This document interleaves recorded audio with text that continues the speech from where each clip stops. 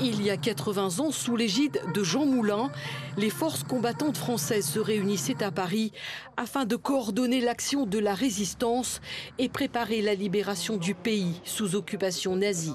Si le 27 mai est institué depuis 2013, journée de la résistance, cela fait plus de 50 ans que les élèves concourent chaque année à un travail de mémoire sur le sujet dans les établissements scolaires. Je suis fier d'avoir été choisi pour ce discours et exprimer mon engagement. Je pense qu'avant tout, l'idée c'est de montrer quand même le courage et surtout de se souvenir de ça en fait. Je pense que s'il y a quelque chose que je veux avant tout, c'est qu'on se souvienne de cette guerre. À Brapanon, la mairie inaugure ce lundi la place Michel Debré, où trône la sculpture d'Henri Vaquiez. L'artiste a été dans les années 60 nommé conservateur du musée Léon Dierx.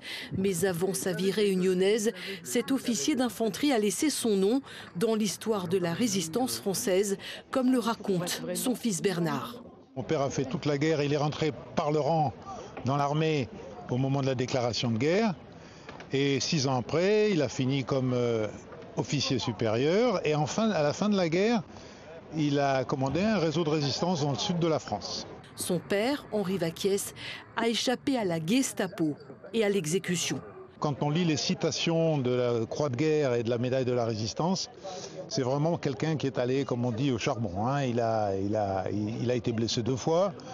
Il a attaqué et pris des nids de mitrailleuses dans le sud de la France. C'est quelqu'un qui s'est impliqué absolument. Et aux élèves présents sur la place, Bernard Vaquiez a raconté l'histoire de son père et celle de son engagement dans la résistance française qui font l'objet à Brapanon d'une exposition.